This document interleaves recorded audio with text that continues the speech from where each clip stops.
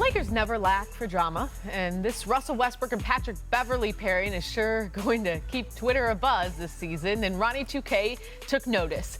Tuesday night, the NBA 2K ratings came out, and Pat Bev is 79 overall, while Russ is 78. I mean, I don't know if Ronnie is petty, but there's something petty about that.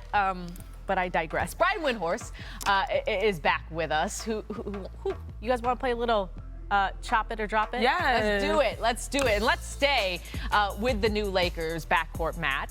Okay, so did NBA 2K get it right? Ranking Pat Bev ahead of Russell Westbrook. I just hosted the 2K party last night. Yeah, you launch, did. And this was the And you're talk here of the today. party. Yeah, I didn't work out Always this morning, working. though. This was the talk of the party. It's just obviously the rankings. You know, Devin Booker, I talked to Devin Booker with Ronnie, and Devin Booker was mad at his rankings. So rankings are taken serious. I think, although Russ had an off season last year, I think his ranking is too low. I think Pat Bev was right there, very solid. The 79 is a solid ranking, but I think Russ's ranking is a little too low. So I think Russ should be in the 80s somewhere. I'd have to agree because Russ, as much as you question his game and you point out his limitations, I do think he still performs. He shows up and he'll get you at least 20 and maybe 8 or so.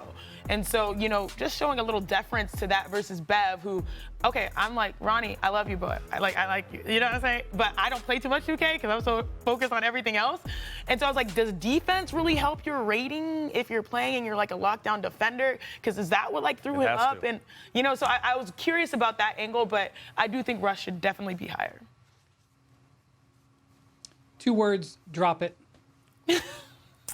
Let's head out eat. As we talked about earlier in the show, that conference is loaded this season. So chop it or drop it, Shanae. The East is better than the West. You know, I would say I'm going to be quick, drop it, just because I feel like the East has been better than the West the last few years or so, meaning the West is a little bit more top-heavy, even though we did get a little shift of that momentum last season in the playoffs. But I'm going with drop it. You got to win it to be the best conference. So the West is the best until the East wins again. Oh, okay, that's different. Brian? I'd like to chop it, but we don't have much time. But I say the East is deeper than the West, even though the champs are in the West. All right, let's take a look at the remaining free agents. You're going to see the names. Carmelo Anthony, Rajon Rondo, LaMarcus Aldridge, amongst others. Chop it or drop it, Matt. Carmelo is the best of the bunch. Chop it. Yes, I agree. And I think the only reason why he didn't re-sign with the Lakers is because they have such an older team and they needed to get younger. But Melo's still at about 13.5 points and about 4 rebounds. You look at someone like Boston, they were expecting to have Gallinari. He's going to be out for the season. I think it'd be a great fit there, possibly a Brooklyn fit, but he still has more game, and I hope that he finds a home. I'm going to drop it because I'm like, I don't want to have to rank him. He's already great. He's a great in the game, so I'm dropping it. B? 38% from three-point range last year. He could fit in the league somewhere. The Lakers, frankly, could use a 38.3-point shooter.